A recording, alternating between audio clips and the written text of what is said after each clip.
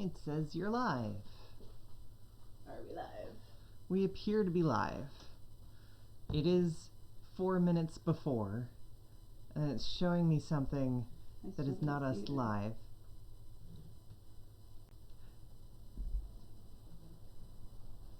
In the unlikely event that anyone is watching this, please bear with us. YouTube changed everything, and we don't know what we're doing. Yeah, no, I still don't see it. Huh.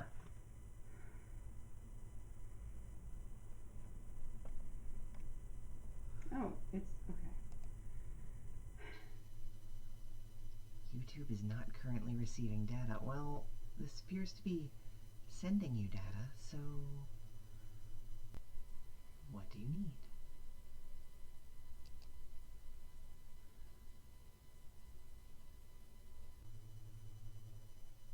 Yeah, okay. Do you see it?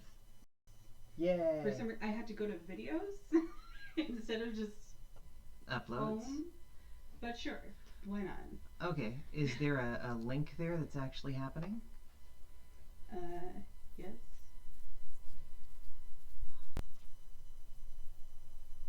Although we are splotchy. Not splotchy. YouTube changed everything, and now it's so much harder. Hello! There's someone in chat! Hello! Hi! Oh my goodness, it's actually happening. We had to install new software, and now everything is different and potentially more laggy because we have to go through a third party now, apparently. YouTube decided to change their live streaming. Whatever. Yep. Oh. Not receiving enough video, my butt.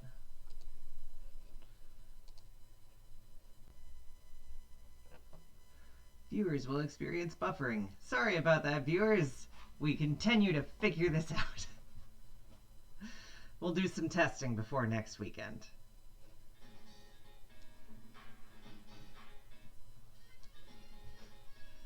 The important thing is we're here, and you are also here, and I hope you're doing okay, all things considered. It's been a heck of a week around here, so we figured we'd turn the camera around and show you the other half of our sub-basement apartment and our little sub-basement kitchen, which includes some baking time. There is lag in chat. Thank you for your oof. Yeah, it is what it is. We will respond to chat. It's not just chat, it's the video. The video is jerky. I wonder if I can just change that thing real quick, which is to say this webcam setting. Yeah, so the problem is we have to go through a third-party program now in order to stream on YouTube, which they didn't notify us about. I just went through my email and we didn't get anything, so we're having some issues trying to figure that out. Yeah. We are having a nice day otherwise, though. It's kind of wet and rainy out there, so it's the ideal day for baking. Oh no. Well, I hope we see you again later. And I want to start this actual thing by sending y'all to the description of the video if you haven't seen already, because I linked the recipe, and I want to shout out the University of Hawaii for their recipe list, because all of their recipes are like this. There's a list of ingredients, and there's a paragraph of instructions, and then there's nothing else. And for an online recipe, that's kind of wild. I didn't have to edit anything out. I didn't have to... So why does University of Hawaii have recipes on it? So that any Hawaiian person who has a cool recipe that they want... So that any Hawaiian person who has a cool recipe that they want to preserve can just send it to the university, and they'll put it in their database. And this one's for chocolate mochi, which I've never made before. What's mochi? Mochi is a sweet made from rice flour that's kind of gooey and not glutinous, because it's rice, so it's non-gluten, but it's gooey and it's tasty and it's stretchy, and I'm used to butter mochi, which is just butter flavored. So I'm excited to try the chocolate variety, this particular chocolate variety. And yeah, it's like brownies in that it is a sweet that you cut in squares out of a pan and then eat like 10 at a time if you're me. I think it's the consistency, at least for the butter mochi, was more like lemon squares. Yeah. Like lemon bars. Yeah, that's accurate. A lemon bar type thing. Do you want to talk a bit about who taught you about butter mochi? Let's talk about butter mochi as we're going Okay. through this, because I am in fact going to talk about my fond and storied history with butter mochi and a dear friend. But yeah, I do want to, like, if you are looking for any recipe, but especially Hawaiian food recipe, go to the University of Hawaii. They have great recipes in a beautiful database with no dreck and no 12 paragraphs of a life story or a weight loss bullshit or anything like that. Excuse me. It's wonderful. It really, really is. To just have a database that's just recipes. Because the profit motive has wrecked recipe YouTube so much, recipe internet so much. And it was very refreshing. Anyways, starting with the dry ingredients, we need 2 cups of mochiko. Well, do you want to go through all of the ingredients first? Yeah. So, the ingredients we're using is mochiko, also known as rice flour. I've got some brown rice flour from Bob's Red Mill because that's what I could order on the internet a while back by the box. I've got some white sugar, plain simple white sugar. Hi, Dad. My dad's on chat. I will bake. You read student papers. It'll be good. Rice flour, sugar, baking soda, chocolate chips, evaporated milk. 2 cans of evaporated milk. Comes up a lot in Hawaiian cooking because it's preserved. A half a cup of margarine. We don't have margarine. We're using butter. It'll be fine. Half a cup is 1 stick. Would it be better to use vegetable oil? Nah, let's since use it's butter. not salted. Nah, let's use butter. Okay. But you could use vegetable oil, right? Yes. Yeah. Yes, you could. 2 teaspoons vanilla extract. I got this bottle. I ordered away for this bottle of Mexican vanilla extract, and it was like $9 for the whole thing. And then we don't have to buy vanilla by the tiny bottle anymore. It's wonderful. And 2 beaten eggs. We got nice eggs from our farm share. I want to show you these fancy but local farm eggs. Been using them for everything. They're so tasty. We put them in ramen today, and the yolks were just like this rich orange. Excited about it. All right. And that's it. That's the whole ingredient list. Flour, sugar, baking soda, chocolate, evaporated milk, butter, vanilla, eggs. Yeah, okay. Sounds like a brownie. Except for the amount of rice flour. It's gonna be great. All right. Okay. So we got our mixing bowl, Yeah. which is also our popcorn popping bowl. Yeah.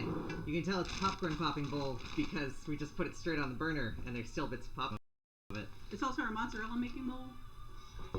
It's very important. Multi-use. Sifter in there because we're gonna. This is our sifter. Eli got it at an antique shop. It's an old school sifter. I mean, it works.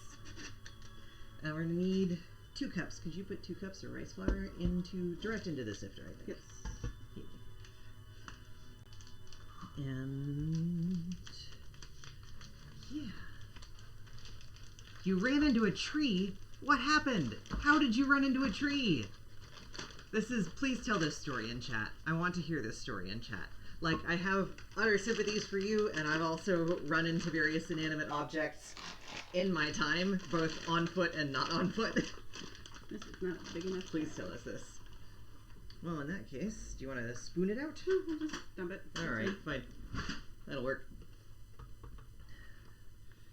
And while you're doing dry ingredients, I'm gonna start with wet. And that'll be the chocolate. No, we're not gonna do 2 things at once.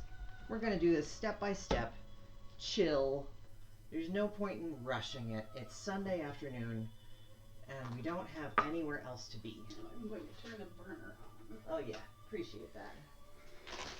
We're going to need to melt the chocolate later. Yep, there will be double boiler action. Yeah. Alright, 2 cups sugar goes in there after the 2 cups of rice flour. Oh, I thought we'd need the other bag. Awesome. Nope. We have like 4 bags of this. It's great. Gotta make more mochi. Okay.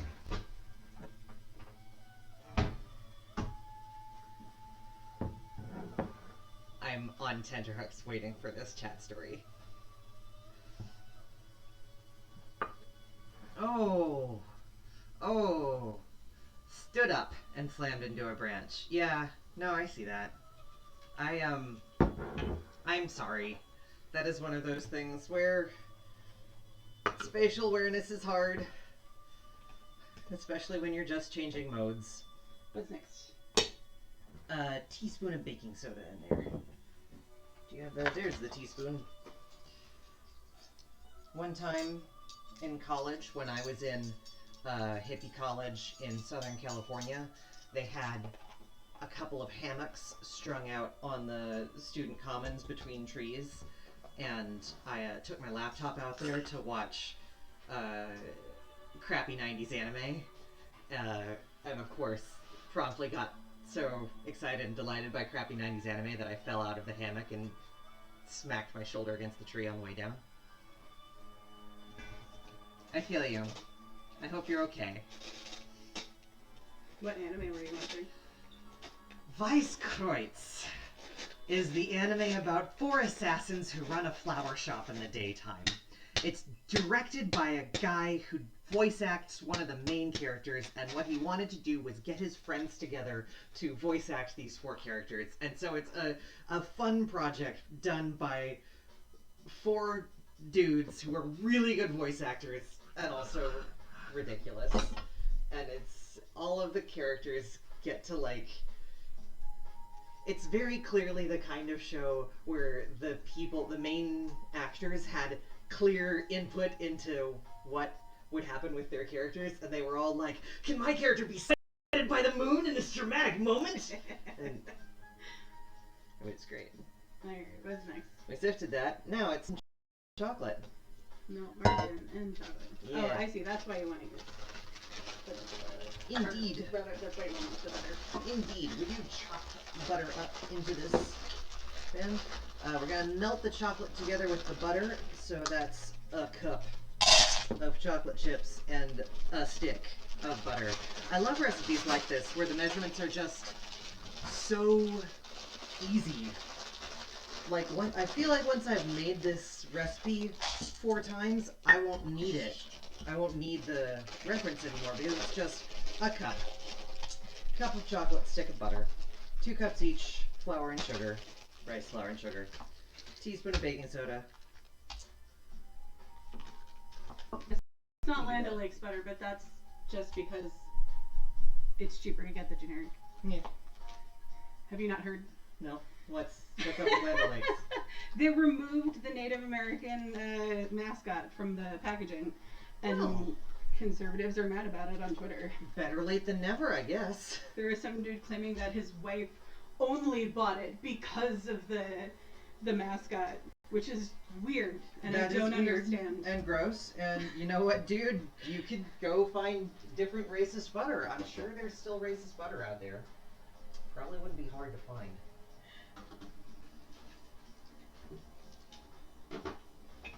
Anyways, now we'll put the chocolate and butter over water, which has been brought to a simmer and is now turning down. And I just get to stand here and stir butter and chocolate together until they are a nice, smooth consistency. And when I say it like that, I feel like Claire from Bon Appetit, which is a very good feeling. I guess I'll open the evaporated milk cans. Thank you. I hope... Which is going to be a noise. Yep, noise. What were you going to say? Oh, I was just saying, I hope y'all are watching the Bon Appetit cinematic universe and the, like, continuing adventures of Claire, Brad, and company, because they're delightful. They are. No,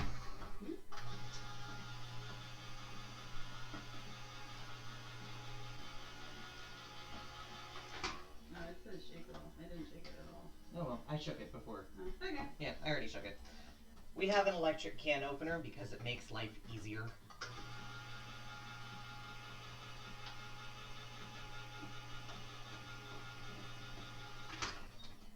I just had this complete impulse to just stick my thumb on the side of this and lick the chocolate off, and I really shouldn't do that.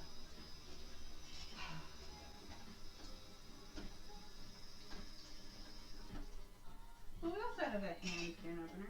Yeah, but it's awful. And Well, hold on. Let me pull it out. It's an old school hand can opener. I have a story about this can opener. The first time I went to Japan, I was 15 years old and on a high school exchange trip that lasted 2 weeks between Austin, Texas, and our sister city of Oita, Japan, down in Kyushu. And we had 3 days of sightseeing and 10 days of homestay with a host family. And I had a really nice host family with really cool people. And when we parted, they gave me a souvenir, and the souvenir that they gave me was that can opener and bottle opener. And it was just like this super cute carved tanuki with a thingy on top of it. Tanuki or fox? I think it's a fox. I think it's a fox. Yeah. And it Those just... are feet. Yeah, yeah. And it's just like, at the time, I thought, oh, this is really cute. And also, I never used a bottle opener, ever. Because I was 15 and didn't drink beer. But I kept it. And I kept it. And I kept it. And I took it with me to Japan for 2 successive trips to Japan when I lived there, and I took it to New York through 5 or 6 apartments in New York, and now it's here with me in Vermont, and it's stayed with me for 20 years? Yeah. Do you remember what it says? Or do you know? Can you still read it? Ohoro Iomapu. I don't know what that means.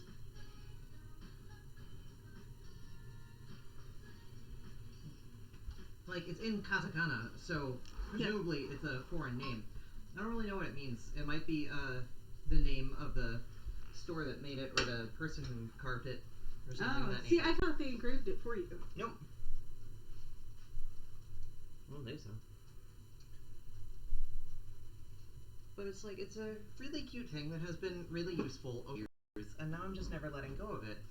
And it makes me think of family of 3 people who I knew in the year 2000 for 10 days. Mm-hmm. I feel like we have actually used it as a can opener before, like during a power outage or something, because we only have the electric can opener. Yeah, it's hard on my wrists, and you know, we're tailors, we kind of need those. Okay, this is all melted together and it's nice and shiny. And now it's time to... what's the next thing? Combine with evaporated milk, vanilla extract, and eggs. So we're going to do that in a separate bowl, right? Well... What? No, I think we can do it in this bowl. There's space. What bowl? This bowl, right here. Oh, that bowl, okay. Yeah. Here's what I know about combining melted chocolate with eggs. It needs to be cooled down a little bit, or the eggs will just cook right there in the chocolate. So we're gonna pour the evaporated milk in, 1 can at a time. We're gonna do these in order instead of doing it all at once. Put this on a thing. I don't know what that means. Something to keep it from melting the counter. That would be lovely. Thank you. If you get them out from under the knives. Alright, maybe we do need a different bowl just to be safe and stirring. You know what? I did all of the dishes yesterday, so we can dirty some up today. It's baking. You're gonna get dirty. Would you spatula the rest of this out? Thank you. It is. If I can actually see it. Does this help? Yes. Okay, good. I'm carefully tilting the bowl away from me. Okay.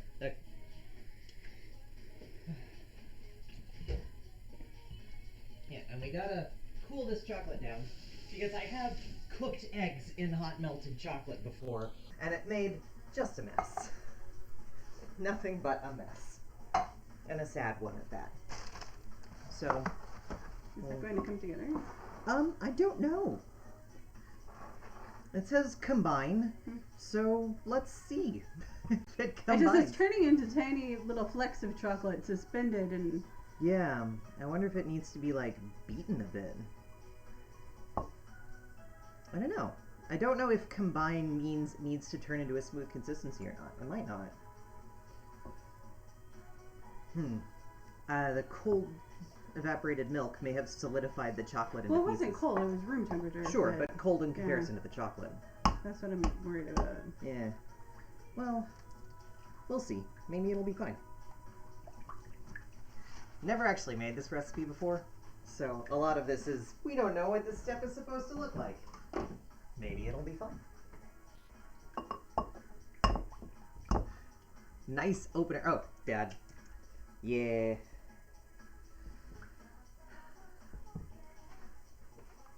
For a second, Dad, I thought you were talking about our video opener in which we just sat here and stared at the camera and went, are we live? For about 5 minutes. Hey! My sister Eva's here. Older, younger sister. Yes. Check out these eggs, by the way. Can you see how frickin' orange they are? Because these are the fancy eggs from our local farm, and they are super, super orange. I'm trying not to spill them as I show the camera. Because they're great. Here, stop tilting it and just... Yeah, there you go. Eve says, excellent. Can I have some? Absolutely. We'll ship you some. Well, do you want to beat them? Express. Yes, I do. I will need a fork for that, I think. You have the whisk right there. You're right, I do have the whisk right here. God, they're so orange. They're almost red. It's lovely. I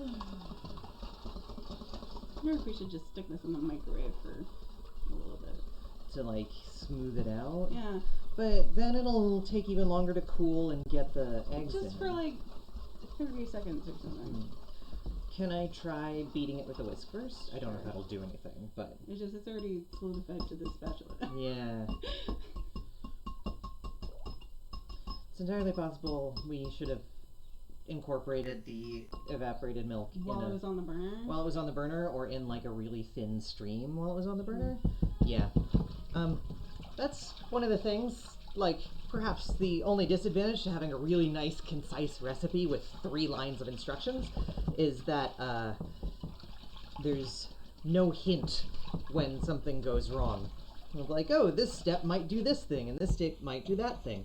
That's what I really like about the Autostraddle website's recipe blog. Their baker does a really good job of like guiding you through each step very carefully, which is nice. And also, they're really good recipes, y'all. If you haven't gone and looked at Autostraddle in a hot second and seen that they have pastry and cookie and cake recipes there, go check those out because their snickerdoodles are amazing. No, it's much better. I think the whisk is actually doing it, yeah. Scrape some of that chocolate off? You got it. Yeah, it just needed to be vigorously agitated to get those chocolate bits sort of cut up into the milk. And of course then I splattered chocolate and milk all over the recipe. So, yay, that now I can never say I've never made this recipe before because the paper has been splattered with chocolate, so you know it's been used. And unburnt orange, yes, that is the color of these eggs. It's a very good orange. This is, this part, the melting chocolate part, is a part that's not in the butter mochi recipe, which I'm personally much more familiar with because of a dear friend of mine, a person who officiated our wedding, actually, Emma, who was, I keep referring to Emma as a roommate in college, but she wasn't, actually. She just was so omnipresent in our lives and our college dorm suite that she was like an honorary roommate, and she would come over and bake in our nice kitchen, because we had a nice kitchen junior year of college. It was wonderful. We won the housing lottery that year. Not to be confused with the younger sister, Emma. Yes. uh, Emma, who taught me butter mochi, Emma, who made butter mochi and then later typed up a recipe for butter mochi, which I promptly printed out and still have. Uh, Made that several times over that pretty difficult, not junior year, senior year for me of college. And every time it was just a wonderful pause in uh, an intense academic time where everything could just stop because I was eating something rich and sweet and wonderful baked by someone who knew exactly what she was doing. I have. What you got? So the baking soda, what you said it was a teaspoon. Yeah. It is a capital T. Ah. Vanilla extract also has a T, but it is a lowercase t. So to me that means that that's actually a tablespoon. Yeah, a tablespoon is 3 teaspoons. Okay. So all we need to do is add 2 more teaspoons in. Good Okay. catch. It's a very sparse recipe, which is actually kind of nice sometimes to sort of decode these things. I enjoy this. Okay, so I now get to combine this with vanilla extract and eggs. Vanilla extract, it says 2 teaspoons. So I'm going to put in 3 because that's the rule with vanilla. You always put in a little more than the recipe says. So a tablespoon. I could have just used a tablespoon. It's true. And then what's the other one? The eggs. The eggs, which I think this is probably... Yeah, I can touch the bowl side and it's not warm, so I know that this is no longer hot enough to cook eggs. In it goes.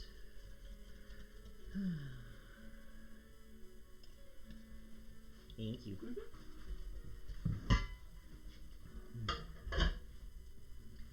And now there's this beautiful, lush chocolate mix, which is going into all of the dry ingredients. Do you want the same spatula? Or? Yeah, that'll do.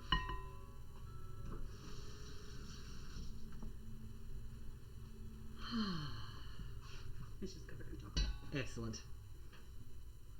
By the time we're done, everything will be covered in chocolate.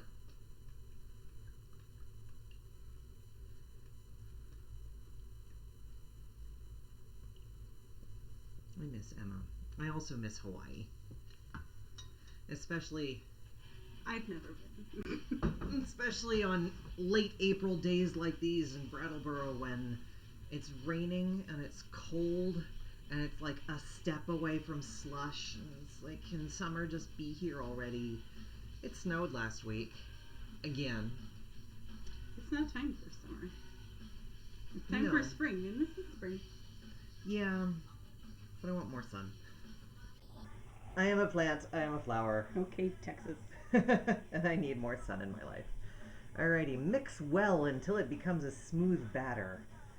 Are you good with that spatula, or do you want a different mixing tool? I don't know if a whisk would be better or worse, honestly. Then pour into a greased pan. Oh, grease the pan. Hello! Hello, people in chat. I hope y'all are doing okay. Tell us how you're doing. On this rainy, cold Sunday. It was so nice and warm yesterday. We actually went outside and I just laid on the ground for a while. It was great. Well, we went outside because we were watching the kids upstairs. Yes. We have the upstairs neighbors. Yes. I forget if we've mentioned that Yeah. we're the bottom apartment and there's an upstairs apartment. And they are lovely. And we are all in this. And it was really nice to go outside and lie on the ground and also talk to small children.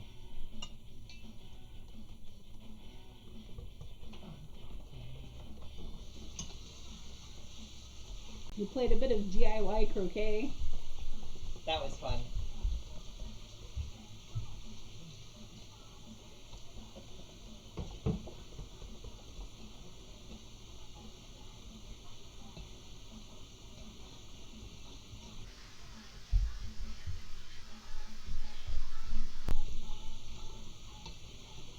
Alright, so for those of you, rather, just joining us, We're making chocolate mochi. You can find the recipe in the description. Yep.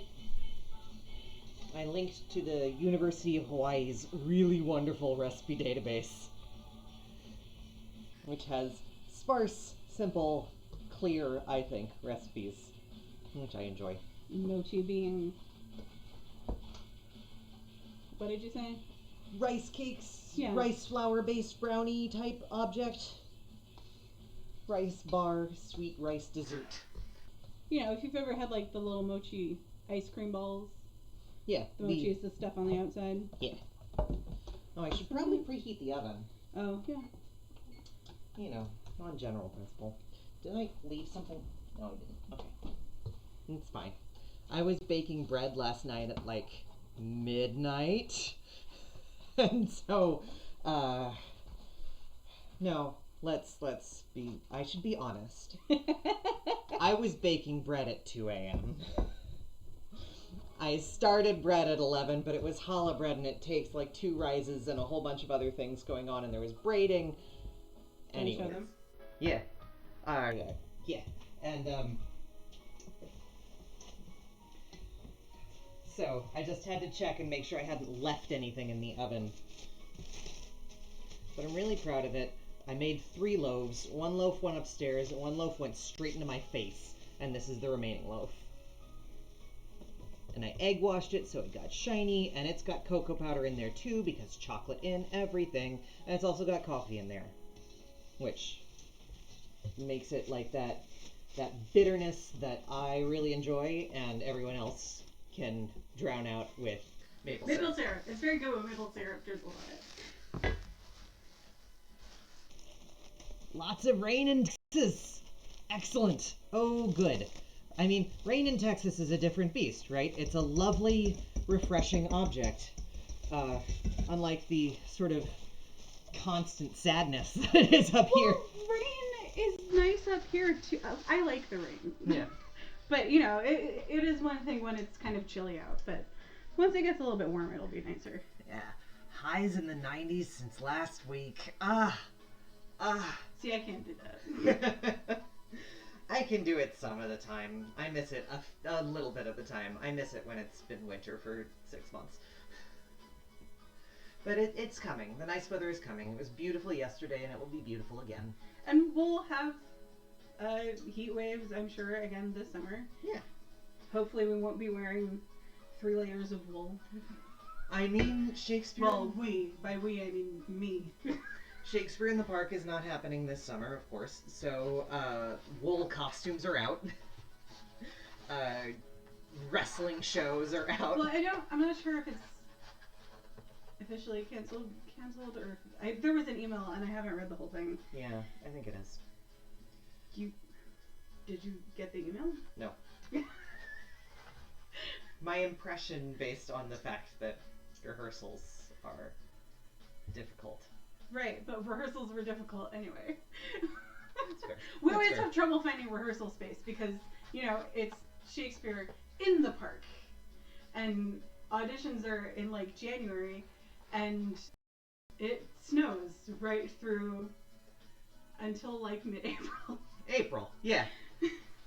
And you know, even until then, it's still like really cold. Yeah. So it can be tricky finding a rehearsal space that works because the stage at the park is huge. It's great. It's a great stage. Yeah, What we else? usually Pork. Sure.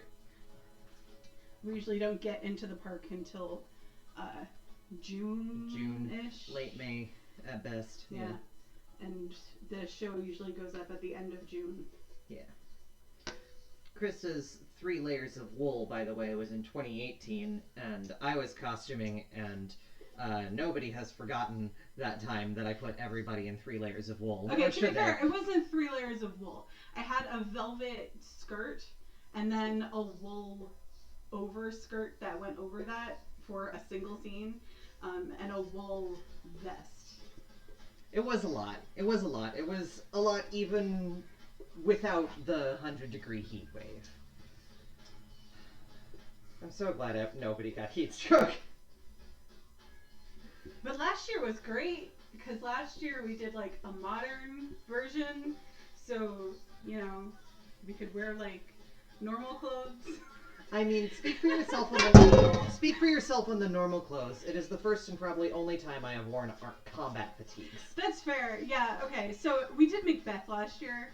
So you know, like 90% of the cast are soldiers. I got to be murderer number 1, which is a great role and one that I loved.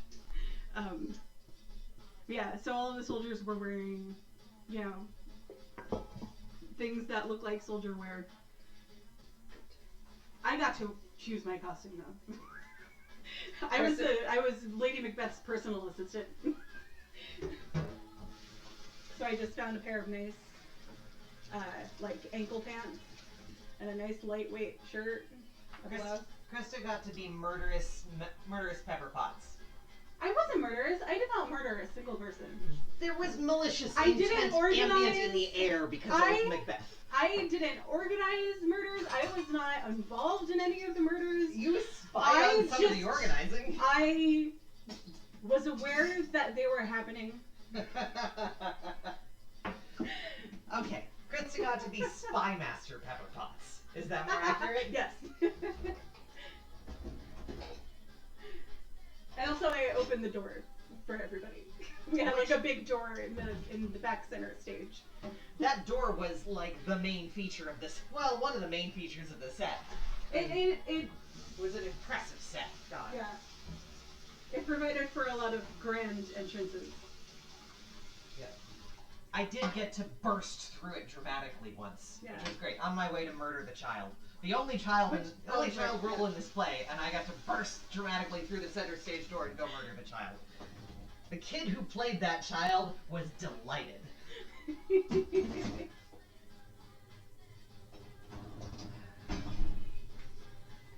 Now we're just waiting for the oven to preheat because I forgot to do that earlier. That was remarkably easy once we figured out incorporating chocolate. You want to try something else? Sure. Let's see what else we got. Because this is going to take almost an hour to cook. Butter mochi, the recipe for butter mochi says it takes an hour. This is 45 to 55 minutes. Yeah, butter mochi usually takes an hour and a half. Okay. So, that's one of those. I don't trust cook times on mochi recipes anymore, and it's fine. So I pulled out a handful of dessert recipes that we have the ingredients for, so far as I know. Well, I guess we can narrow this down to ones that bake in the same degree. So this is 350. This is not. Ah, sorry. But it's Femme Brulee. Femme Brulee is Autostraddle's baking channel, and I love them. It's 375. It's probably fine. Do you want to do the snickerdoodles? I want to do snickerdoodles. Do you? I'm fine with snickerdoodles. Cool. Like, there's a recipe for brownies, but we already did brownies recently, and there's a recipe for gingerbread. So. Yeah. But it's the New York Times, and who gives a crap about the New York Times? Autostraddles, Femme Brulee, Broken Hearted Snickerdoodles. I'll link to this in the description later. I didn't really see that. Yeah. It's, hey, there's the beep. Into the oven with this. Oof.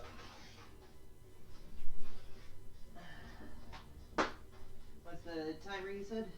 45 to 55 minutes. Cool. I'll put it on 45 so we can check it.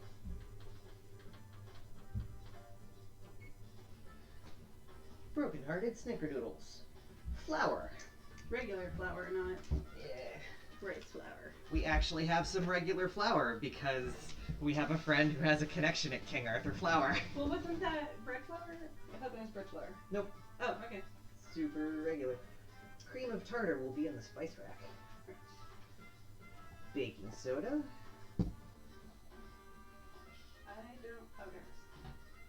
Kosher salt. Well, we've got fine salt, which is good. Well, regular salt is also good. Yeah. A stick and a half of butter. We've got that in there. Yeah. We don't have any more butter though. Well, we'll pick up butter on the next round, or ask, whoever we know who's going next. We're getting close to needing an actual grocery store run. We've done pretty well on infrequency. I think the last one was 2 weeks ago. I feel okay with scheduling a new one sometime in the future. You can just plug in. Oops.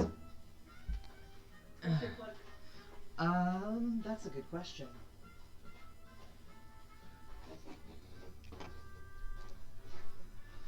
Are we going to blowtorch the creme brulee? We are not actually making creme brulee. We are making snickerdoodles. But the series, yeah. This series of recipes is called Femme Brulee. It is specifically the autostraddle.com recipe series. However, we do have a blowtorch. If we wanted to blowtorch something, we could. I think I got this for Eli's birthday. Yeah, you did. Or possibly Christmas. It's a delight to use.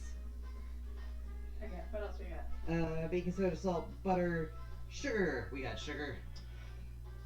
Brown sugar. That'll be in one of the cans. 1 large egg. Got that. Vanilla and cinnamon.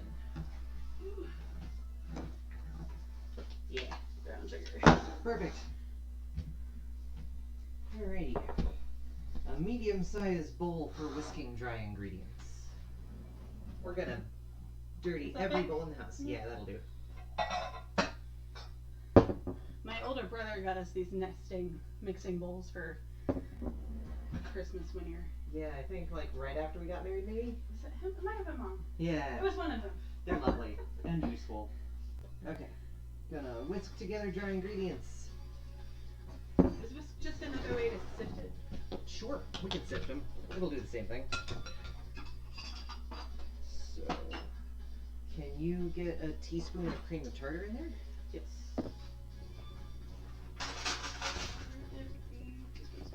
That's a good question. I'm not sure. Did I toss them in the dishwasher? Might have tossed them in the dishwasher. Which is a very silly thing to do with He teaspoons. also just the whisk, so that was. Ah.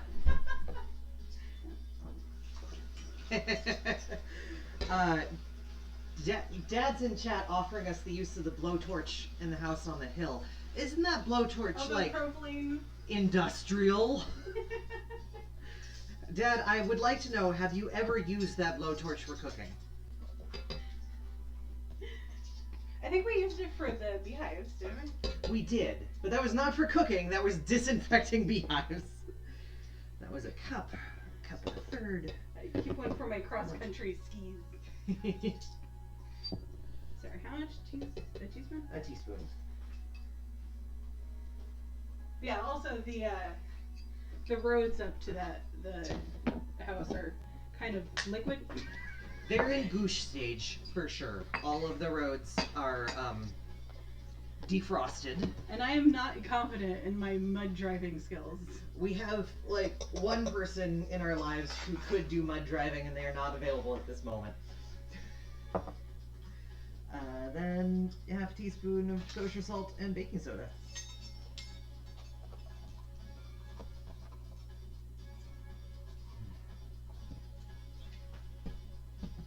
Used to burn tar into the hickory base. That's okay. That is pretty cool. Salt right in here? Yeah, right in there. Oh, we shouldn't have used that much salt. Oops. Oh well. If they're a little bit salty, it's fine. It's not Australian. Do you want to use vegetable oil? No, I don't. I need that though. I still Okay. need that. Did you already put the baking soda in? No. Okay. I did cream of tartar and salt. Lovely. Alrighty. Would you sift that? Sure. Need this. Voila. It's time to use the stand mixer. Do you want to show them the stand mixer? It's time to show off the stand mixer. This stand mixer.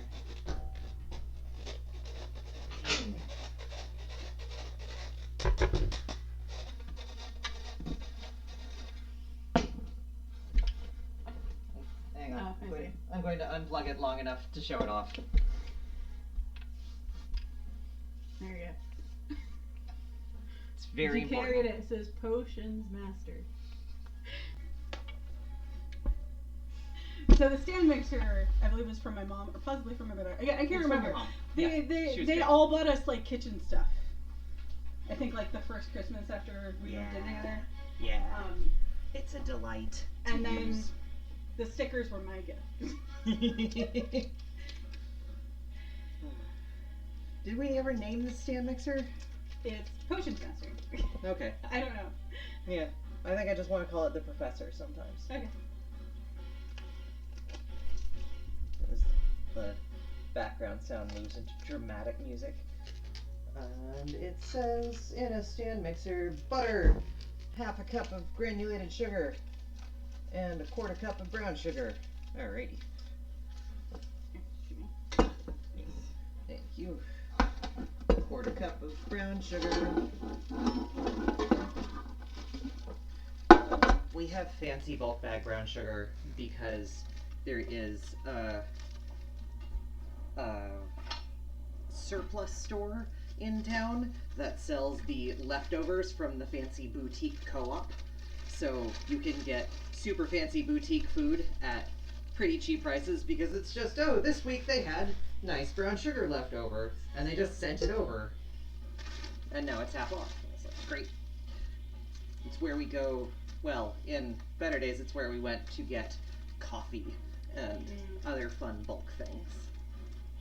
They had, I think they said 30 pounds of chocolate covered almonds after Valentine's Day. For like $2 a pound, we got so much chocolate covered almonds. They were so tasty. They were just asking everybody that came in who didn't already have some in their cart, do you like almonds? Please take these almonds away from us. Where did the sugar go? There it is. It's hidden behind the Professor. Ugh.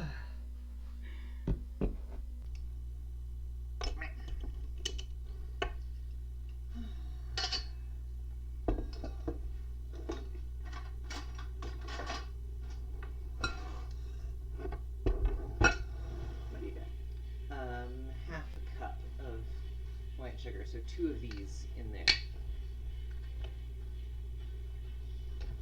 Good. Alright.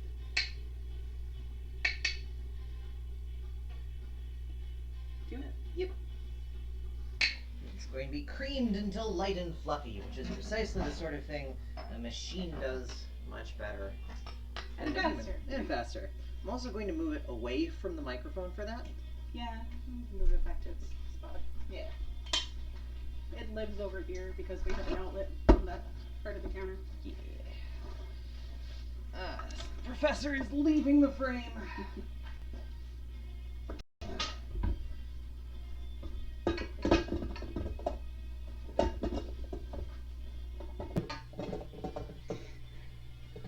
You do it. I don't normally do this. I'm not the baker here. Alrighty. Speaking of the Professor, before I turn on the mixer, actually, can we turn that down just a bit? That music? Yeah. Thank you. Speaking of the Professor, before I turn on the mixer, I want to tell Stream, assuming that, are we still on? Is this still working? Yeah. Okay, great. I want to tell Stream a story because we've been watching this British quiz show called Only Connect. And it's delightful. It is a bit like if Jeopardy were hosted by the Great British Bake Off ladies. It's lovely. It's the premise of the questions are that you need to find the connection between a series of unrelated clues.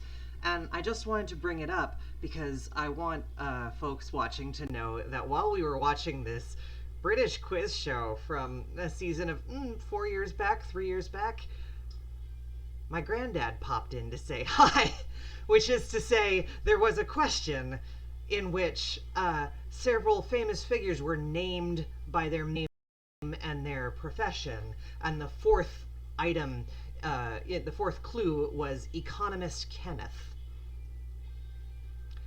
And I just looked at that for a second, and then, sort of zoned out on the contestant buzzing in and giving the answer, which is that these are all people whose middle initial is K, and then named the 4 people, and the contestant got to name the first 3 people, and then the question answer, the host of the show just said, oh yes, and the economist John Kenneth Galbraith, of course, and then moved on. As if everybody knew this one. Well, he had a show over there. It was great. It was super great. Speaking of the professor, I wanted y'all to know that sometimes my granddad just pops in spirit in quiz shows. Part of pop culture history in England. Pop culture. Well, he was on TV. Does that make it pop? If you're on Popular. That's what pop is short for, is popular. Well, come on. Leaving me alone. Yep.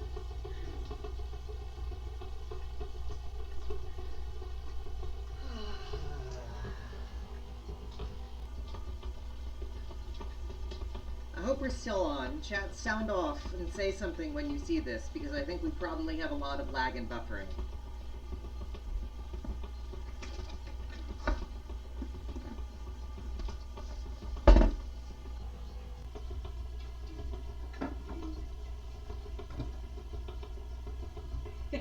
Your dad says, could have been me too. Could have been. I'm sorry, Dad, it wasn't. Well, I said it could have been Eli too. No, because it said economist. And though I have had many That's and true. sundry titles in my brief time on this earth, And plenty of lectures to and plenty of lectures, willing listeners. I don't think you can call me an economist in my own right. But who knows? There's time. Alrighty. Butter and sugar are creaming. Cream until light and fluffy. Then add egg and vanilla Most extract. times the butter is just sort of sticking to the paddle. There we go. Yeah. Sometimes you gotta let the mixer beat it up a little. Yay! Okay, people are still here. Good. I did just pull it out of the fridge, so there's that. Mm. It's going though.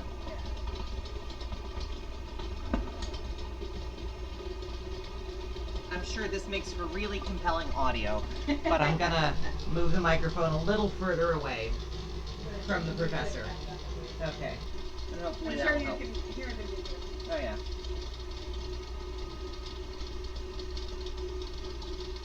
Yeah. That's starting to do a thing.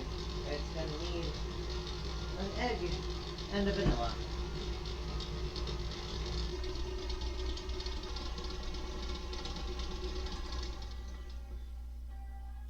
There is a baking channel on YouTube that whenever... I'm gonna pull the professor back over to show you what's happening here. Slowly. We can turn the Careful. camera a bit. We can also turn the camera a bit. There we go. Here's the professor. And behind them is our spice rack topped with the Captain America shield, because that's how that does. There's a cooking channel, a baking channel specifically on YouTube, that will read the instructions for vanilla on any recipe, and it usually says a half a teaspoon or a teaspoon of vanilla. And this is what it does, and I'm going to do the same thing that they do, because I think this recipe warrants it. That was a lot of vanilla. Let's see how it goes. It was like 2 tablespoons. I did it for the YouTubes, and also because I think it's gonna be really great. Alrighty, 1 large egg. God, these eggs are perfect. Am I just gonna drop it straight in there, or am I beating it first? Nope, I'm just dropping it straight in there. Yep.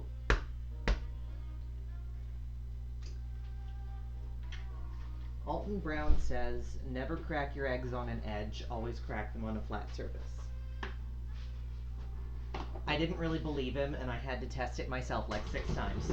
Well, I think he says that mostly so because it lessens the risk of getting shells in whatever you're making. Yeah, and I didn't believe him. So I had to test it. I had to learn it for myself.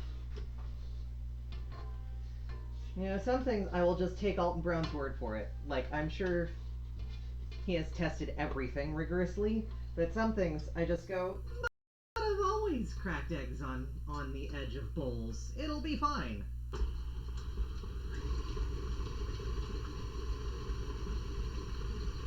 There we go. Maybe it was too much vanilla. You can smell it.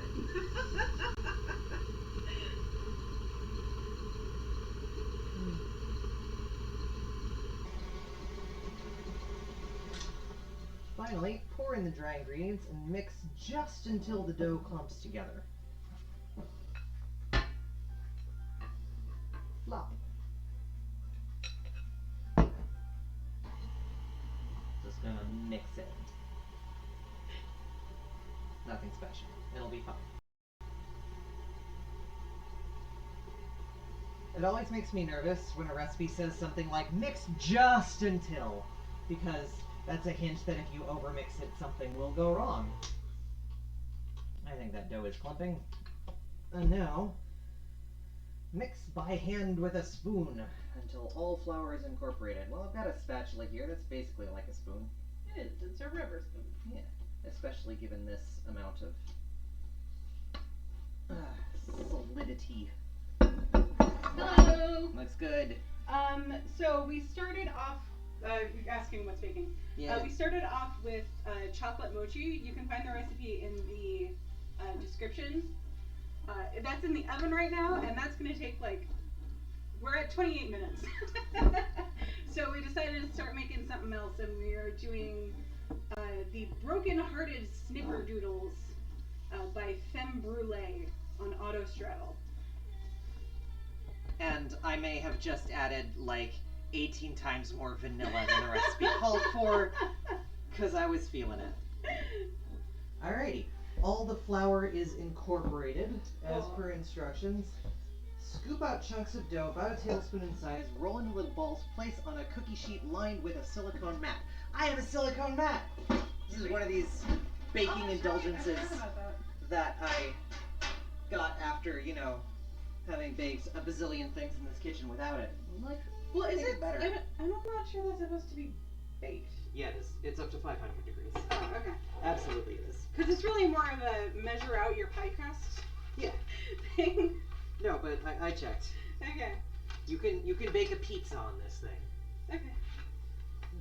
You still probably shouldn't, because pizzas really need a stone to get that heat, get that sharp, crispy crust on the bottom.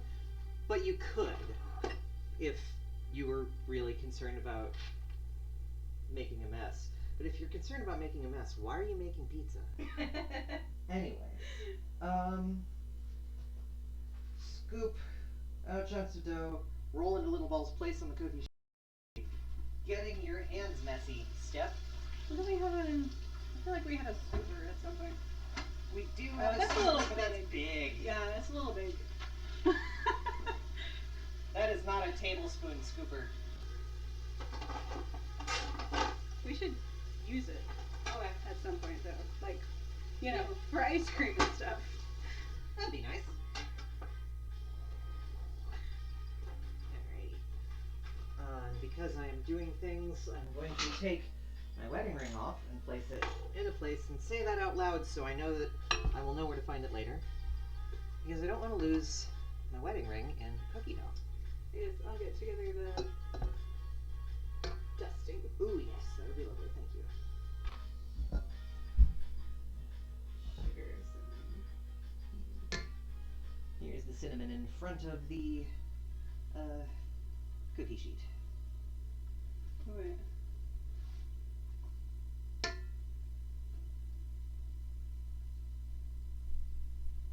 It says the remains of the sugar. Ah, yes, because the sugar was split into a half a cup, which was creamed into the butter, plus 3 tablespoons, which goes into the dust. Okay. So I just did not pull the 3 tablespoons out of this jar over here.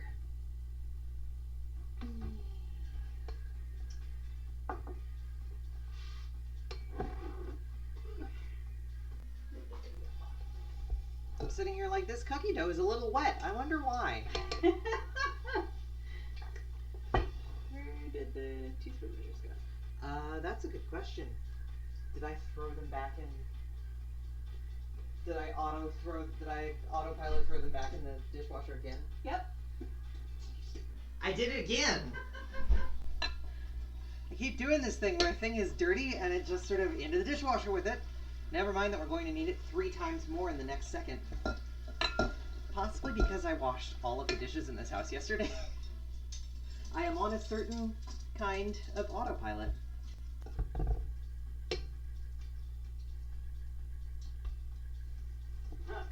What is that, 3 tablespoons? Yeah.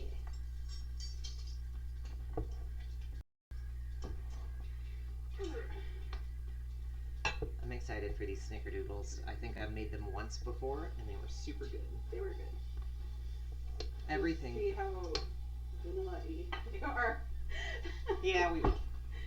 Everything Femme Brulee does is kind of amazing. That's the author who made the raspberry champagne cupcakes with like little raspberry cream injected into the middle of them. Beautiful.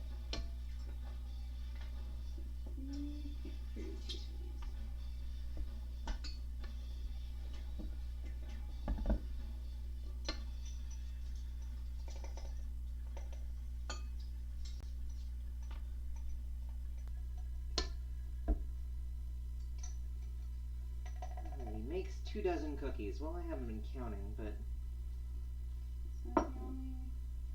Yeah, sugar and cinnamon. there's a dozen. I want you to know that this recipe calls the dipping mix the sugar sands of happiness. Sorry, cinnamon sugar sands of happiness. Important. So this says it makes 2 dozen, but I'm done at 20, so I guess they're gonna make, it's gonna be 20 unusually big cookies. We'll just 21. It's close. And I don't think 21 cookies are gonna fit on this single baking sheet either. Well, luckily we have 2 more cookie sheets. Yeah, I'll just get the parchment paper out for you. We could use a second have silicone any more mat. parchment paper? I think we do, yeah. Because we have like a spare roll. At some point or another, someone in the cotton mill where we work put out a free pile, as people do now and again, loading dock, and we were leaving work one day and saw a free pile with just a whole bunch of boxes of saran wrap and parchment paper. It's like, great, sure. The medium one or the small one? Medium.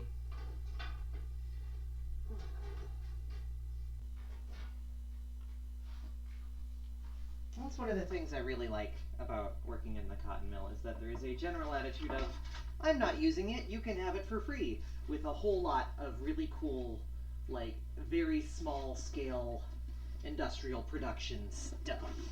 There's an AV company that occasionally gets whiteboards that are huge, like gigantic, like 10-foot by 8-foot whiteboards that have been damaged and dented in transit, and so they can't sell them. So they just put them out into the loading dock or into the elevator, like, here's a free whiteboard. And now a whole bunch of us in the mill have this really useful productivity tool where we can draw all over it, chart out the week's tasks and whatever, that we got for free because someone in the mill couldn't use it. It was great. We also got a really nice cast iron pan. Yeah. This isn't really. Not to mention that time we were moving and there was just a free couch, 2 free couches in the hallway that we then just slid right into our new space, and now there's a break area. Also both of our desks. Also both of our desks. Yeah, cotton mill's pretty great. The people in the cotton mill, our neighbors in the cotton mill are amazing. Can you put these back there? Absolutely. Now, are we rolling these in, rolling each one in the dusting and then placing it on the thing? There's the instructions. Yes. Sugar sands of happiness. Sorry, I don't mean to take this away from you. Do you want to? No, go ahead. Alrighty. Like I said, I'm not the baker. Yeah, but this is like one of the fun, crafty moments.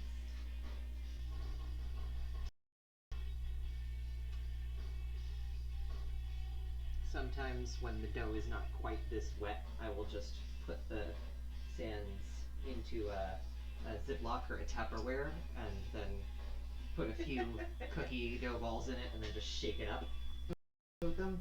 But right now, the dough is so wet and sticky that I'm afraid if I did that, it would just stick together inside the Tupperware.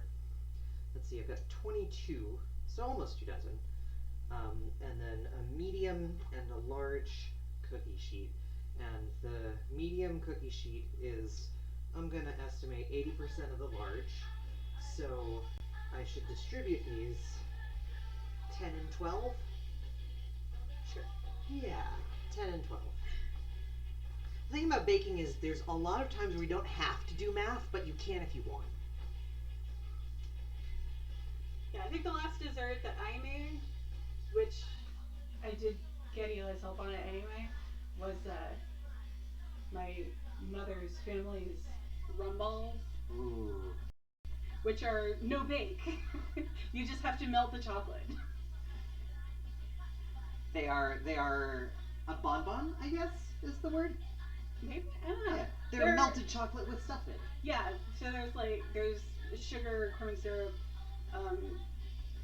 broken up Nilla wafers. Yeah. And some other stuff, I don't remember. And rum. And rum. So much rum. Oh, walnuts. There's also walnuts. Yeah. Yeah, so the only actual cooking you have to do is to melt the chocolate. And then you just mix everything together and roll it into balls, and then roll the balls into sugar. And then stick them in the fridge long for a while if they're getting chocolate all over your fingers still.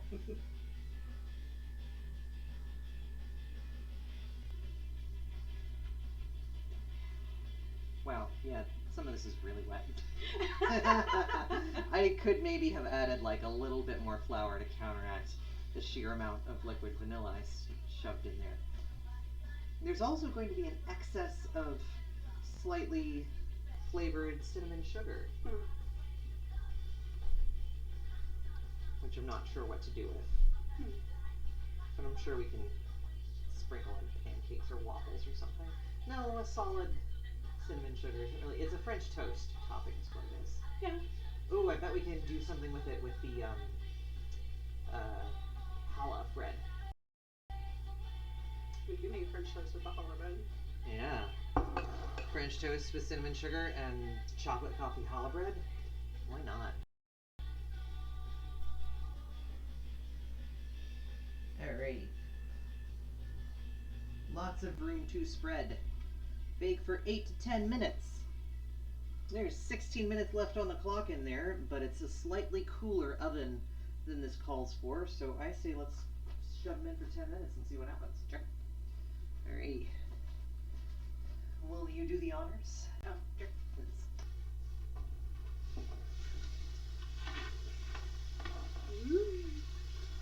Ooh, the mochi is puffed up. Ooh. Oh, it's almost overflowing. We should maybe have put something underneath it. No, I think it'll be fine. Okay. I remember the butter mochi sometimes overflowed. I'm not sure the silicone should be touching the wall of the oven. Turn it around. It's sticking up. Yeah. Regardless. Yeah. A little stuck up like this. Oh, so I'm gonna do that. Damn.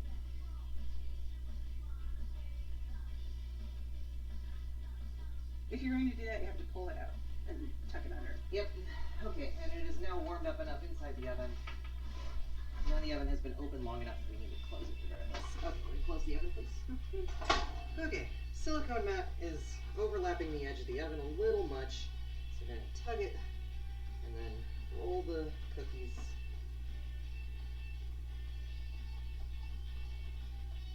And try not to melt silicone against the side of the oven is the general. Yeah, thank you. General objective there. Yeah, I'm pretty sure we have baked with this before, and there was a slightly concerning smell. And it was probably because the mat was up against the side of the oven. Yeah.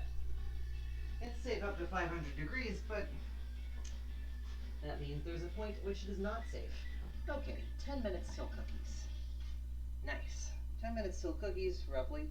14 minutes till mochi, probably, maybe. What do we do until then? What if we put cinnamon sugar on a slice of challah bread and blow torches into something? Into like a sugar coating. Is that silly? Should it be like, should it have like butter underneath it maybe? Something wet? Well, the sugar will melt. Right, yeah. Let's try it. Yeah. I want to experiment with a blowtorch. I wonder if the blowtorch still works. That's a question. There's still fuel in it. Though I think that we we do have have the extra one. an Yeah. extra can, yeah. Alright. I'm gonna get this small cookie sheet out. Do this because we're going to play with fire responsibly, which is to say on top of a fireproof object.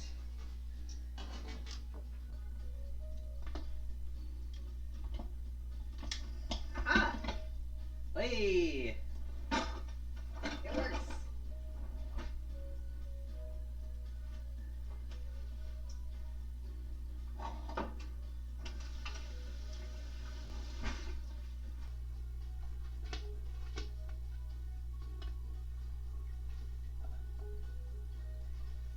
How thick of a coverage is it?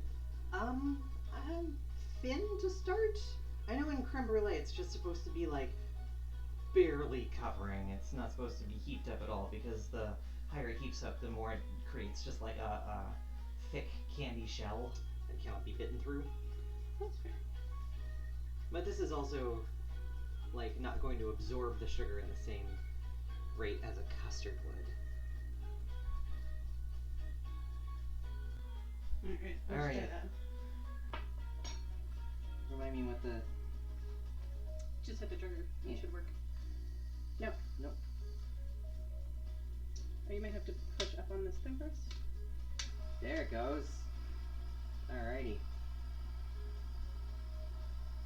Well, it's melting. And it's certainly creating smoke. Oh, because of the cinnamon. Cinnamon burns. Oh yeah. Cinnamon probably isn't gonna do the same thing as just what plain sugar would do. Yeah, there's like little bubbles of cinnamon smoke. And then they've turned into like little black bits. Yeah. I'm not sure burned cinnamon is precisely the flavor palette we're looking for. I forget how we found that out. We were like toasting cinnamon at some point. Yeah. And it creates this like really nasty smoke. Acrid. Yeah. Well, it has created sort of an interesting. If I knock the excess off, there's like an interesting shell. I mean, it's toasted. We have toasted bread. We have toasted bread. There's a thing that we have done with a blowtorch. We didn't melt the sugar, and I think that's probably another downside to this plan, is that the bread is going to toast and burn before the sugar melts. Because the burning point of bread has to be lower than the melting point of sugar, right?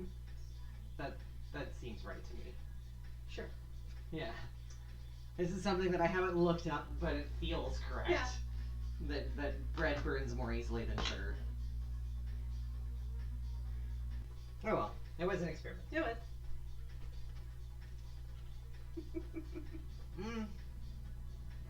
Does it just say like burnt sugar? No, it tastes like burnt cinnamon. Oh, that's sad. The sugar isn't even warm. It's just the. No, I don't think the cinnamon is burnt. I think it's just the toast. Yeah, I think the toast toasted way before anything else happened there. You can see that. The black. So what dots. we really need is something to keep the toast from toasting so fast, which is why you do this toast, right? Because then you soak the toast in something. Yeah. Yeah, that makes sense. You've soaked it in Egg. it's egg and milk, so it creates sort of a custard. Yeah. Blowtorch French toast. I think that might be unnecessary. Probably. Because you soak it and then you toast it. Yeah. That's fair. Maybe we can just use this time to clean up like responsible adults. I don't know what those are. I know what they look like on TV. No, I don't. Yeah, we can use this for our French toast mix. Like responsible adults, they say, shortly before reflexively putting raw egg cookie dough into their mouth. Like, tasty though. We're not professional chefs, and we're not serving this to probably anybody else. It's pretty good. Does it not just taste like vanilla booze? No. I've got the cinnamon. I've got the butter. It's a cookie dough. Uh-huh. Yeah. Excuse me. Thanks. You're Thanks welcome. for that. Here's a bowl. Oh, thanks.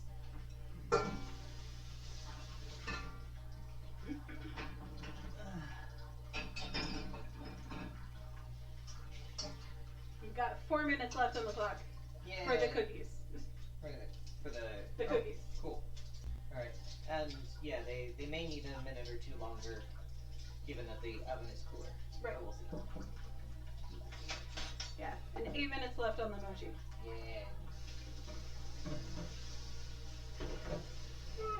So hey chat, tell us how your Sunday is going. Yeah. What are your plans for dinner and or dessert? Do we have plans for dinner? No. Okay, we'll figure it out. I think you pulled out the ground beef, but I'm pretty sure it's still frozen because you stuck it straight into the fridge. Nope, it's thawed. Oh, well. Yeah. I'm surprised. It thaws in the fridge sometimes. If you get it in there early enough. Thanks. That's the trick. Yeah. But just because we have ground beef doesn't mean we have a plan for it. Nope. And we also have leftover pasta and sauce, which is tasty. We do. And we also have a leftover chicken carcass, which I'm not sure how much chicken there is on it. Not much. Okay. We ate the thighs when we actually cooked the chicken. Yeah. And then we used the breasts for salad. Right. So I think. Oh my god. Oh, and the wings, Yeah. because I like the wings. So I think all we really have left are the legs. Okay. And I'm not a huge fan of reheated chicken. So it sounds like another crack at chicken soup is in order then. Probably. If you've got any good chicken soup recipes, please do link me because I keep attempting and getting something or other wrong. And it's either watery or it's weird. Well, it should be watery. It's a broth. Yeah, but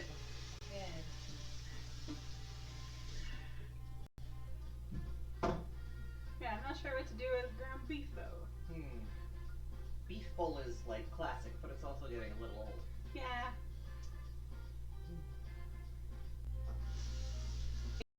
We should do some grocery shopping.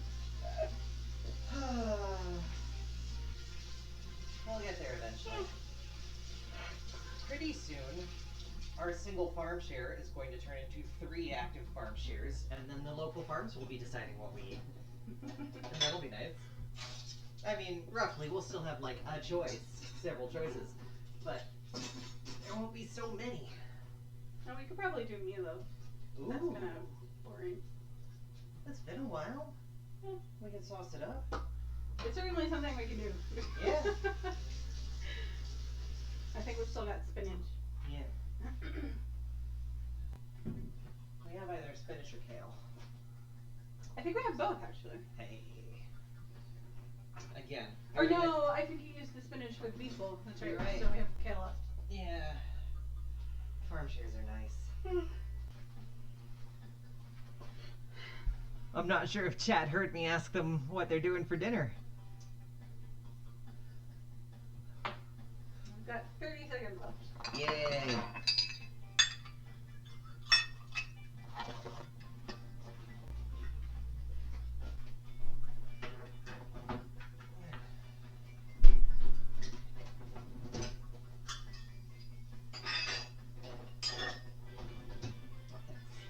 I'll go.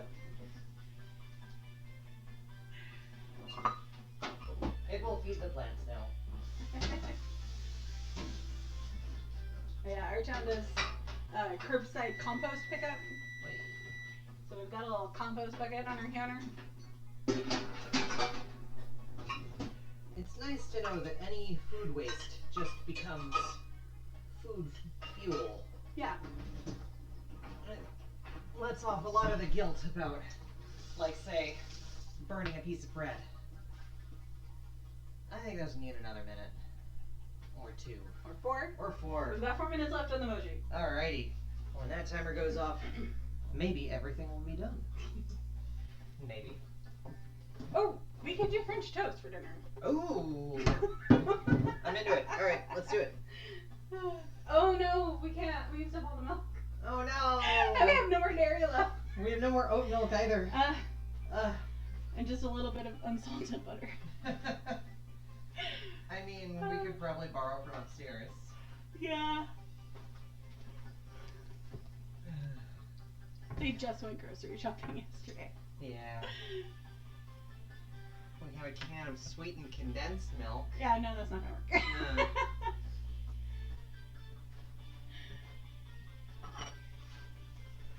No. Where did the chocolate chips go? They are up on Here? the top shelf of the left. Yes, there. Eli has this whole organizational system for the baking ingredients. And again, I don't bake. So I don't know where it goes. There's a spot for mix-in stuff like chocolates and sprinkles. I do savory. When I bake, it's usually lasagna. Krista knows where all the spices go. Though they're That's because, alphabetical. yeah, I was gonna say, so that's it's because not they're hard. in alphabetical order. There we go. I'm sorry. Sunday. And life. That too. Sometime this evening, I'm gonna head on over to that dining room table and just tear fabric for an age and try and prep this next week's set of fabrics. And gosh, I should be helping out with that. I'll appreciate it if you do. And also, we'll figure it out. I think this is yawning. Should we make coffee? Sure. Let's make some coffee. Do you have enough water in there? Yes.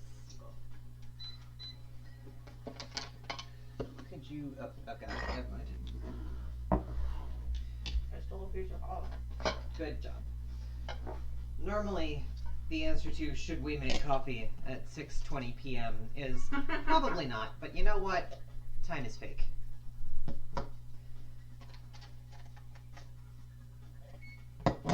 Hey, that was a tiny beep that the oven lets out to warn us that we have a minute left on the timer. I really like that it does that. It does this little sort of unobtrusive bip. You're almost ready, so that I can like pause a video game or work myself up to standing from where I'm slumped into the couch or whatever. This tastes less better than it did last night. Oh, To me. yeah. Something happened to my taste buds between now and last night. Something may also have happened to the bread. Like, the chocolate in it may have settled a bit. I don't know, is that a thing? Does chocolate settle? Maybe the chocolate, like, mingles with the other I ingredients can actually taste the chocolate more. more? Yeah, last night, mostly what I was tasting was just black coffee. Which I don't drink black coffee. Which I am deeply into. I'm fine with bitter, like, as a food flavor, but I'm not super into bitter drinks. Beep, beep, beep, says So, the like, timer. you know, I like coffee, but I also fill it with sugar or maple syrup. Is there a done test? There's no done test listed for the chocolate mochi. How do we know it's done? I don't know. I guess probably when it's not liquid in the middle. That's the butter mochi test. But first I'm gonna get the cookies out. It's deflated a bit. Ah, So I assume that has something to do with it. definitely. The cookies, Yeah, they probably could have come out a little bit sooner. yeah, the cookies seem a They're a little bit caramelized. They're a little over, but it's fine. Would you grab the rack? Yeah.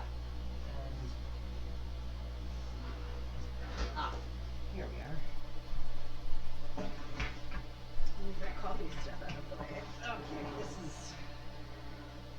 No, it's not that jiggly. I think it's fine. Yeah. Ugh. Cookies, mochi, done. All at one time. How's that for timing? Yeah. It's weird and swirly. And it's not oozing out. You know, there's like a little wobble in the middle, but I'm okay with that for a mochi. And the cookies, though, the cookies we maybe left in a couple minutes too long. It's probably fine, though. They're not black. They're just dark brown. Yeah. And also that's partially just because they're covered in cinnamon. Good. Tilt it back a bit. Yeah. We good? Go. Now you got me yawning.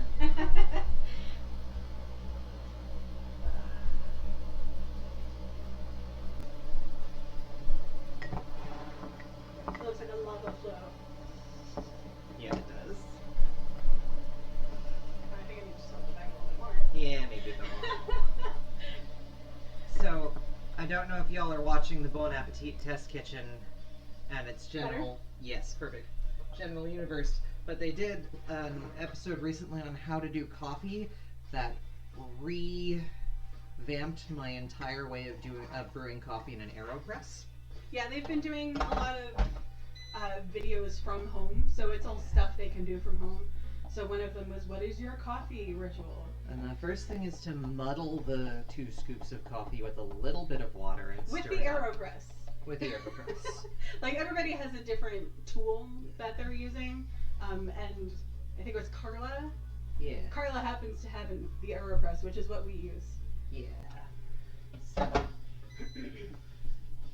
you muddle it up, and then you create a vacuum seal with the stopper, and you don't push it down yet. You do a timer for 90 seconds, so that the vacuum seal here just keeps it from dripping down for those 90 seconds. And it just sits and waits and brews. Yeah, what the instructions say to do is to just pour in the water up to the level and then press. But if you let it stand for 90 seconds, it's then nicer and stronger. It smooths it out a bit. What? Our cat just came very close to trying to claw the screen out of the window again. What'd you do, Minerva? We have an apex predator in the house. 2. Two. Well, we're not No, gonna- we have one functional apex predator out of the 2 cats. And Minerva Van Gogh is occasionally prone to attempting to escape out the screen window, and has in fact succeeded once, to everyone's dismay, especially theirs. Twice.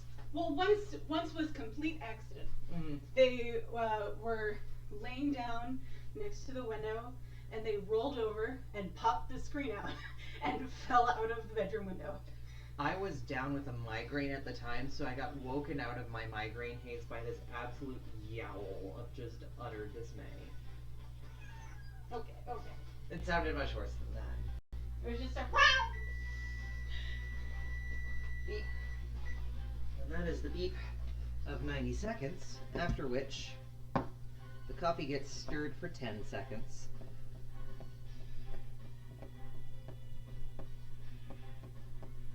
It's a nice meditative moment. But yeah, they just found cover, the nearest cover they could, and waited for me there while I found them. This And is then you Remy. press. Hello, Remy. Remy falls off the couch. Remy is a much more chill cat. He's also much worse at being a predator, which is fine. I don't think he could stand having 2 of them. He also doesn't like being on camera. He knows when there is a camera. And when you squish it out, some of it will foam out the sides and get on the countertop and whatever. It spills, it's fine. But the rest of it is this very nice cup of espresso, which can then be diluted to half measure to make an Americano. It doesn't do that for me. Well, maybe you're more careful than I am.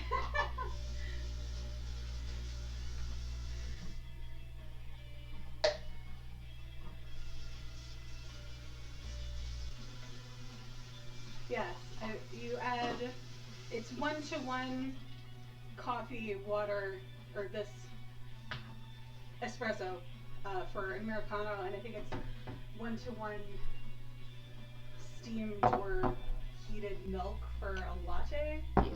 If we had a milk steamer, and if we had milk. Well, you can fake it by heating the milk up. Oh, we're animal.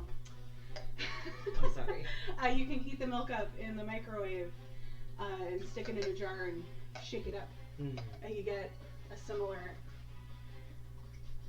effect. Oh, we have condensed milk. Can I use this condensed milk? Yeah, do it. Ooh. I don't remember what we had this for, but Me neither. That's why I say use it. Use it for the thing. I also like to just pour a bit of hot water into the coffee mugs ahead of time to warm it up, and that way the coffee stays hot faster.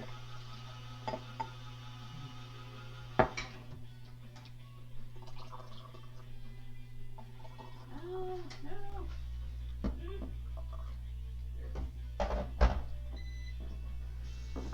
We have a cheap as possible hot water heater that sometimes It was remembers not that it's cheap heating. as possible. It was the cheapest one you can get that lets you set the temperature. Yeah. Yeah.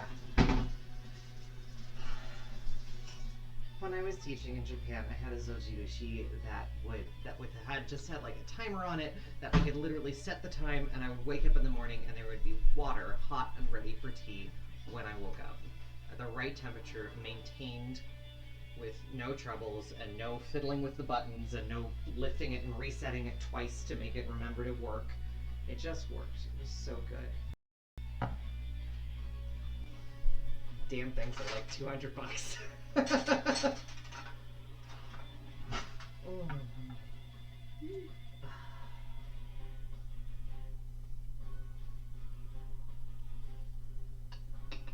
This is starting to look nice. And I think we're at a point with the cookies where they can go on the rack, and this can go on the silicone mats.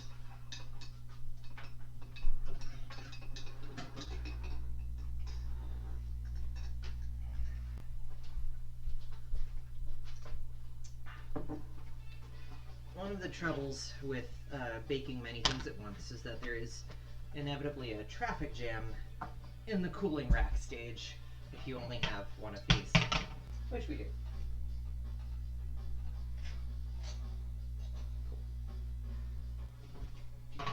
Sorry. It's okay. I probably could have communicated to you what I was doing. Which is transferring cookies to a place where they can cool with some air under them. Okay, I'm comforted that they are not actually burnt because their undersides are about the same color as Yeah, their tops. it's just the sugar. Yeah. The sugar and the cinnamon. Yeah. Cinnamon darkens real fast. It's they're caramel snickerdoodle. Yes. Here. Over here. I'm gonna put the rest of it in that. No, whatever. That's Mason jar.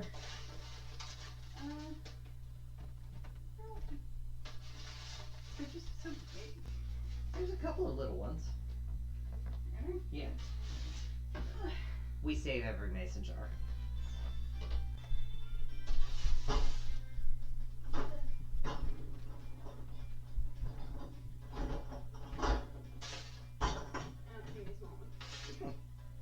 They've all been used. Okay. I mean, we have like these, like 1.5 cup ones. Yeah. Let's just have one. I think that's what I did last time.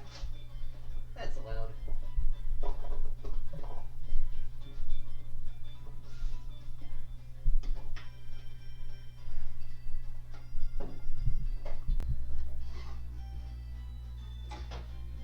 And just like that, we've used up all of our canned milk product.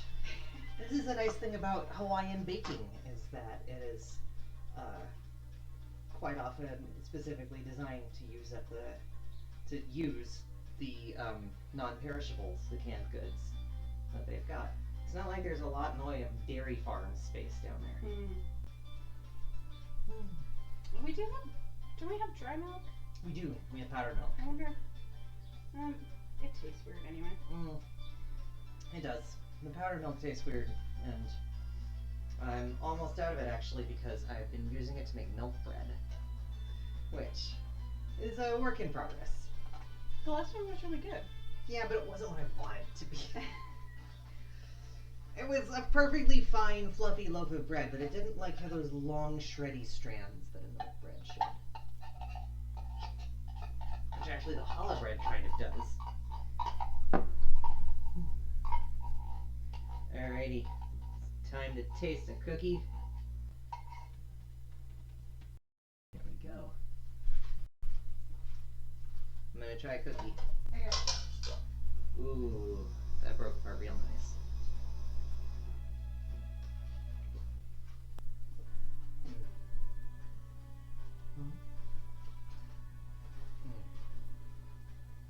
Mmm. That's good. Mm-hmm. And it doesn't taste like vanilla extract. Mm-hmm. Mm-hmm.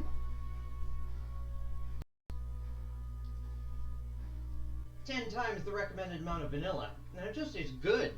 What is it 10 times? It was an amount, though. It was a substantial amount. It was maybe like twice as much. A little more than that. I mean, they only asked for half a teaspoon. Mm. Yeah. Well, that is chocolate mochi. Yeah. It's time.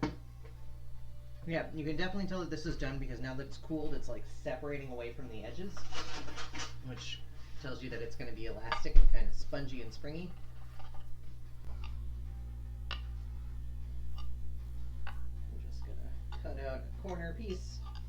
This is, however, going to take substantially longer to cool than the cookies, which can come out of the pan sooner. Ooh, but it's got this kind of cakey consistency. It's a crumb. As a crumb, a nice crumb, a good steaminess to it, which tells me that that should probably sit there for a minute before either of us puts it in our mouths. Yeah. Because it's hot. Yeah, we were saying the butter mochi, which is the mochi that Eli's made before, has more of like a lemon bar kind of texture. Yeah. This looks more like a sheet cake. Almost. Yeah.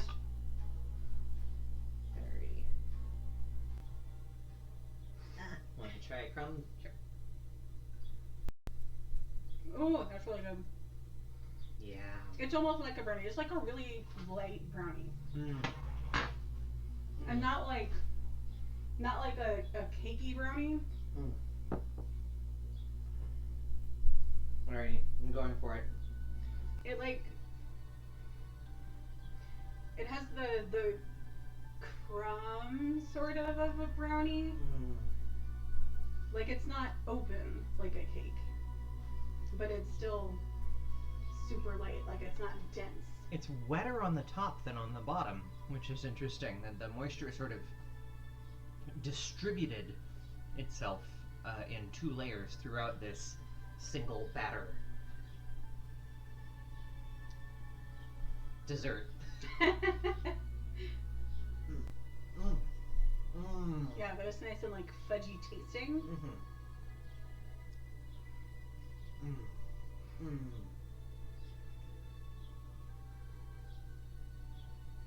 That is everything you want out of a dessert that involves melting chocolate in a double boiler. It's got that richness and creaminess to it that you never get with a recipe that just says powdered cocoa. Oh, No, I this know. is for you, by the way. Yeah, I know.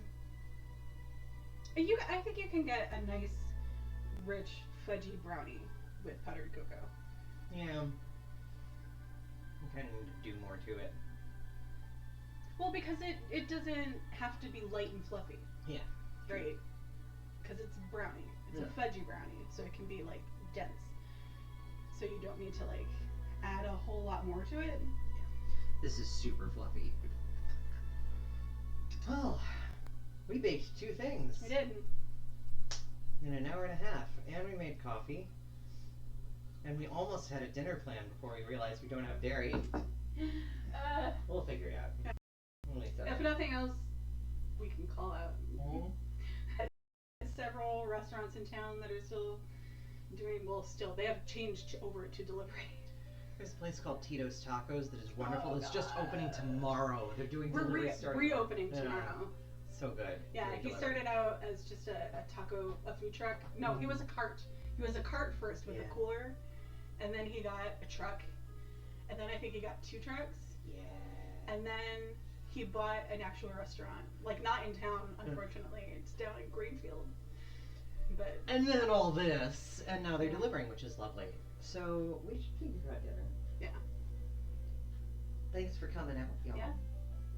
Thanks for joining us as we did something slightly different and baked this weekend. Next weekend, if all goes well, we'll be back to our normal Saturday 3 p.m. time slot. Oh yeah, we were babysitting yesterday. That's why we. That's why we didn't Stuff get to happens, it yesterday. yeah. And I hope everything is going as well as possible for all of you. And